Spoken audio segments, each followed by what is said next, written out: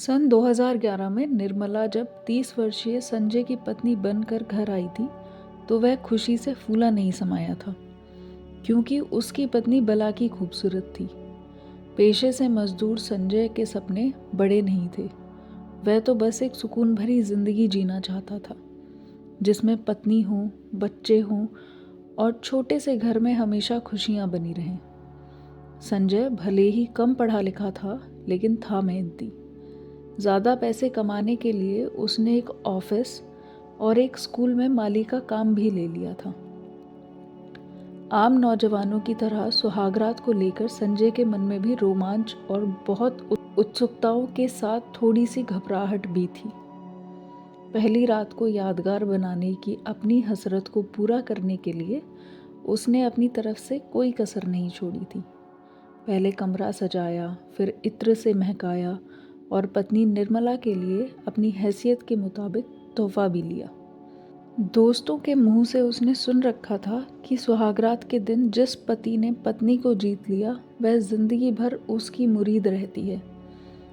इस जीत लिया का मतलब संजय खूब समझता था कि सिर्फ शारीरिक तौर पर ही पत्नी को हासिल या संतुष्ट कर देना नहीं होता, बल्कि आने वाली जिंदगी को लेकर बहुत से सपने भी साथ बुनने पड़ते हैं और पत्नी की इच्छाएं भी समझनी पड़ती हैं।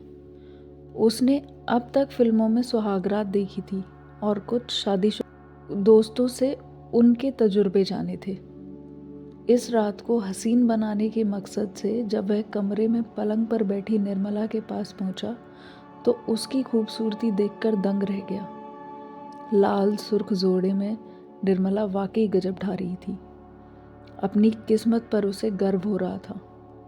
निर्मला के नज़दीक बैठकर उसने बातचीत शुरू की और जैसे ही उसे छुआ तो निर्मला को मानो करंट सा लग गया। उसने पहल करते हुए पति को अपनी बाहों में लेकर उसे ताबड़तोड़ तरीके से प्यार करना शुरू कर दिया। निर्मला पति से बहुत जल्दी खुल गई थी। लड़कियां पहली रात खूब शर्माती हैं, तरह तरह के नखरे करती हैं। जैसी तमाम धारणाएं संजय के दिलो दिमाग से हट गईं और वह भी पत्नी की तपस भरी पहल में पिघलकर उसके शरीर में डूब गया। थोड़ी देर बाद जब तूफान थमा तो संजय के चेहरे पर संतुष्टि थी, लेकिन निर्मला का दिल नहीं भरा था। चूंकि निर्मला की झिझक दूर हो चुकी थी, लिहाजा उसने दोबारा संजय को उकसाया तो वह भी अपने आप को रोक नहीं पाया। पहली ही रात एक दो बार नहीं बल्कि कई बार दोनों के बीच शारीरिक संबंध बने और तब तक बनते रहे जब तक संजय निढाल होकर बिस्तर पर लुढ़क नहीं गया। फिर तो हर रात यही होने लगा। संजय जैसे ही काम से लौटकर खा पी कर बिस्तर पर पहुंचता तो निर्मला उसे अपनी तरफ घसीट कर तरह तरह से प्यार करती थी। ऐसा प्यार कि संजय निहाल हो उठता था। पत्नी खूबसूरत होने के साथ साथ सेक्सी भी हो तो जिंदगी वाकई खुशगवार हो उठती है। इस मामले में संजय खुद को लकी समझने लगा था। कुछ दिनों बाद ही जब निर्मला दिन में भी और सुबह सुबह भी सेक्स चाहने लगी तो संजय को अजीब लगा। अजीब इसलिए कि वह चाहे कितना भी सेक्स कर लेता, लेकिन निर्मला का जी नहीं भरता था। शादी के बाद आमतौर पर पति नई नवेली पत्नी के आगे पीछे मंडराते हैं और मनचाहे सेक्स के बाबत पत्नियों के नाज नखरे उठाते हैं, लेकिन यहाँ तस्वीर उलट थी। संजय को पत्नी से कुछ कहना ही नहीं पड़ता था, बल्कि जो लगातार करना पड़ रहा था उससे उसे खिज होने लगी थी। खींचती तो निर्मला भी थी, पर उस वक्त जब संजय उसकी इच्छा या मांग पूरी करने में आनाकानी करता था या फिर बहाना बनाने की कोशिश करता था। ऐसी स्थिति में वह कभी कभार पति को ताने भी मारने लगी थी। संजय को सेक्स से कोई परहेज नहीं था, लेकिन वक्त बेवक्त पत्नी की सेक्स इच्छा उसकी समझ के बाहर थी।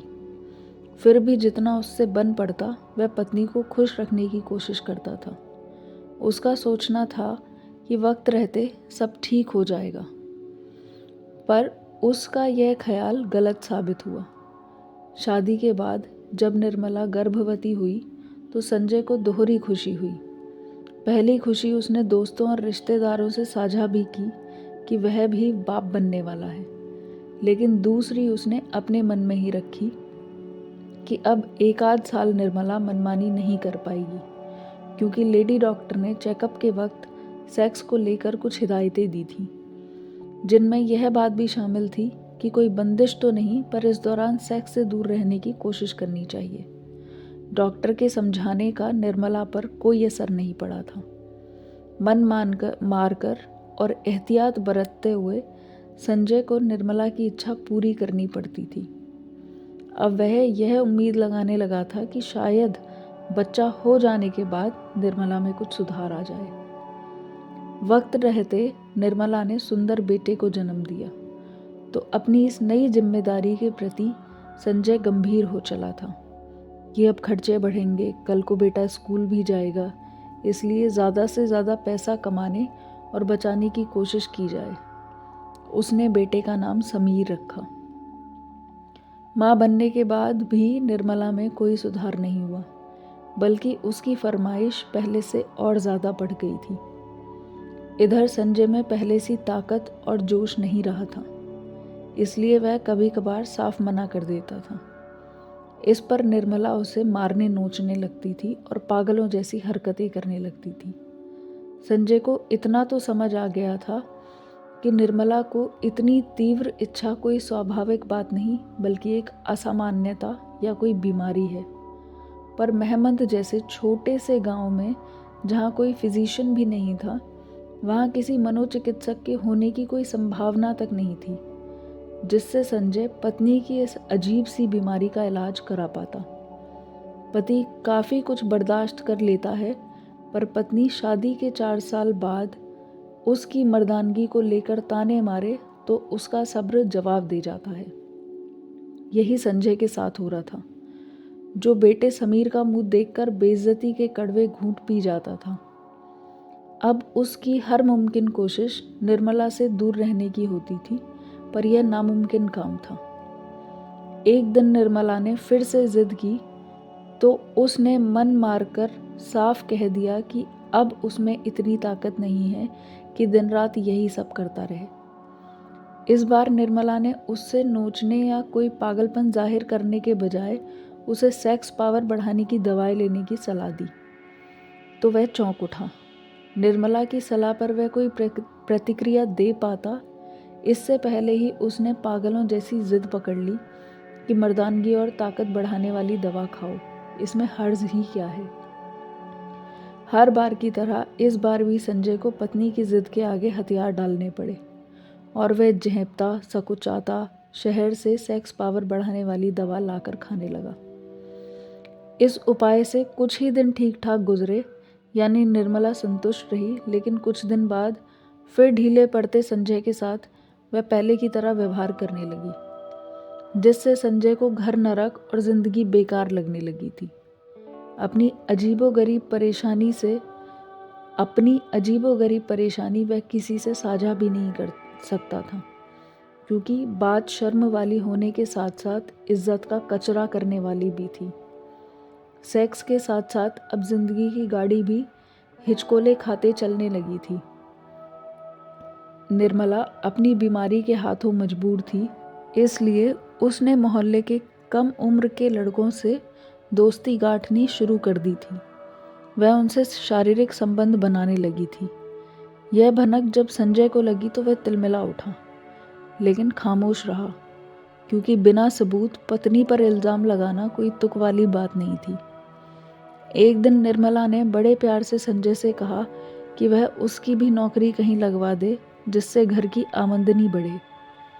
इस पेशकश को संजय ने यह सोचते हुए मान लिया कि निर्मला काम करेगी तो व्यस्त रहेगी, इससे संभव है कि उसकी आदतों में सुधार आए। यह सोचते हुए उसने निर्मला की नौकरी उसी स्कूल में लगवा दी जहां वह माली का काम करता था। स्कूल में काम करने की निर्मला की असली मंशा भी जल्द उजागर हो गई। उसने वहां के नौजवान चपरासियों से लेकर बस कंडक्टर और ड्राइवरों तक से शारीरिक संबंध बना लिए। ऐसी बातें छिपी नहीं रहती।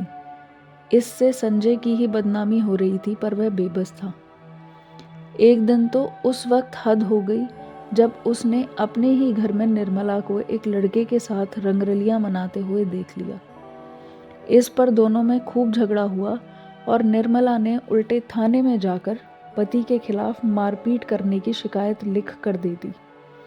इस पर पुलिस वालों ने दोनों को समझा बुझाकर वापस भेज दिया। गुस्साई निर्मला मायके चली गई। 1.5 साल मायके में रहकर वह वापस आई तो बिल्कुल नहीं बदली थी।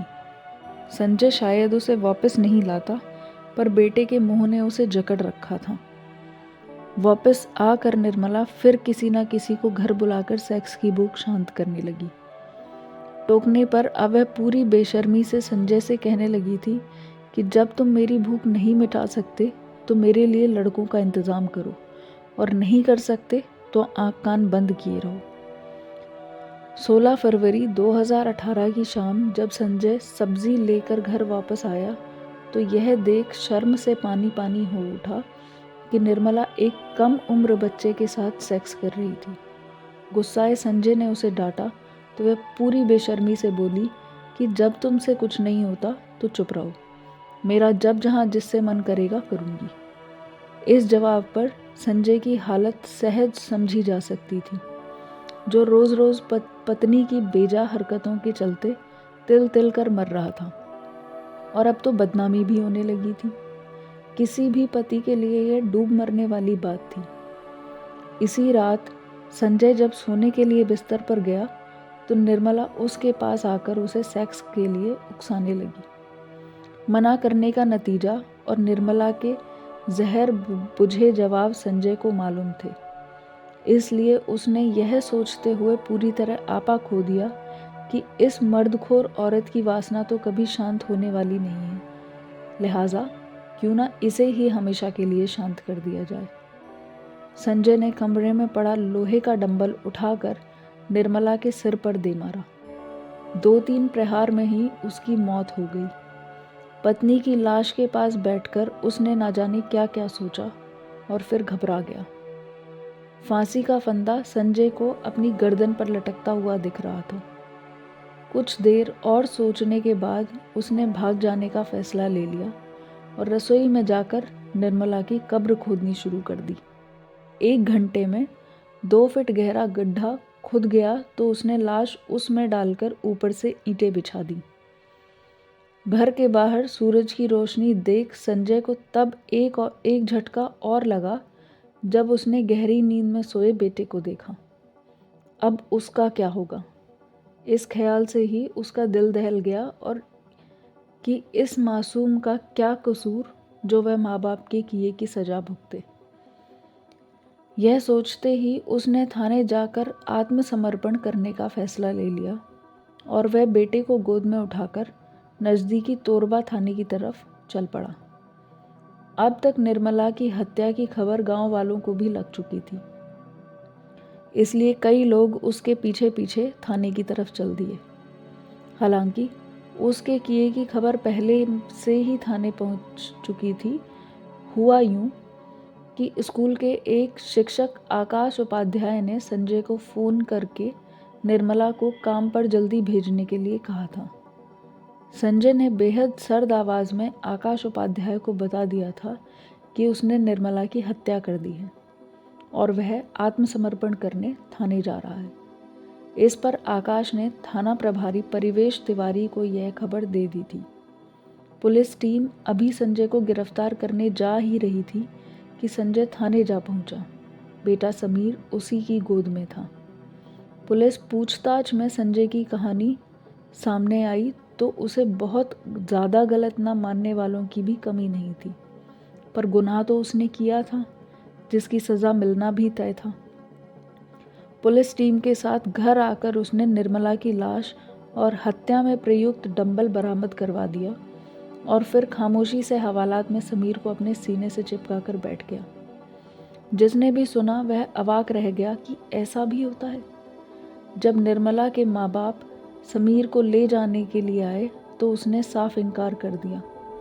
उसका कहना था कि निर्मला के माँ बाप को सब कुछ मालूम था, इसके बाद भी वे बेटी की तरफदारी करते थे। लिहाजा अदालत के आदेश पर पुलिस ने समीर को बालगृह भेज दिया। संजय और क्या करता, इस सवाल का सटीक जवाब किसी के पास नहीं था। वह पत्नी को छोड़ता तो भी बदनामी होती और निर्मला अपनी बीमारी छिपाए रखने के लिए झूठी रिपोर्ट पुलिस में लिखाती रही। तलाक के लिए अदालत जाता तो भी परेशान रहता, क्योंकि इस बीमारी को अदालत में साबित कर पाना आसान काम नहीं था। वजह जिनके साथ निर्मला ने संबंध बनाए थे वे तो गवाही देने अदालत आते नहीं। दूसरे, हर हाल में उसे पत्नी को गुजारा भत्ता तो देना ही पड़ता।